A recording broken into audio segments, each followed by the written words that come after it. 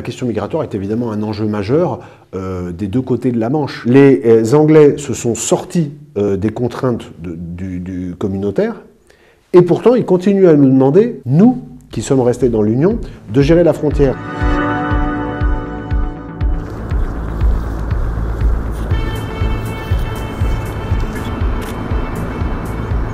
Les accords du Touquet aujourd'hui n'ont plus de sens. Ils ont été signés en 2003 et aménagés un certain nombre de fois depuis, dans un cadre global qui était le cadre des accords régissant le droit entre les pays de l'Union européenne. Les Anglais se sont sortis des contraintes du communautaire, et pourtant ils continuent à nous demander, nous, qui sommes restés dans l'Union, de gérer la frontière avec une conséquence concrète qui est évidemment une rupture d'égalité totale, c'est que les migrants qui souhaitent partir en Grande-Bretagne et que nous, à la demande des Anglais, nous maintenons sur notre sol.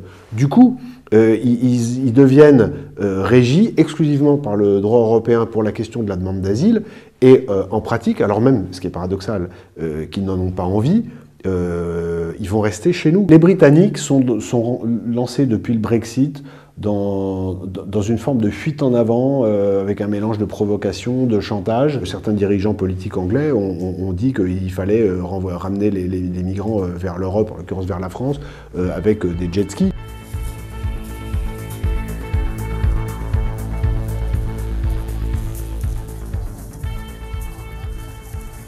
Frontex est complètement sous-dimensionné et, il faut le dire, complètement dépassé, complètement submergé par la vague migratoire. Nous sommes aujourd'hui victimes d'un chantage migratoire, pas simplement aujourd'hui, ça fait des années, victimes d'un chantage migratoire de la Turquie qui, à l'automne 2015, nous a envoyé plus d'1 million de personnes en ouvrant les vannes et les a fermées en contrepartie d'une aide de 6 milliards d'euros. Et aujourd'hui, la Turquie joue l'ouverture et la fermeture des vannes à volonté. Il faut empêcher en amont l'entrée de cette population clandestine, parce qu'il faut appeler les choses par leur nom, sur le territoire européen.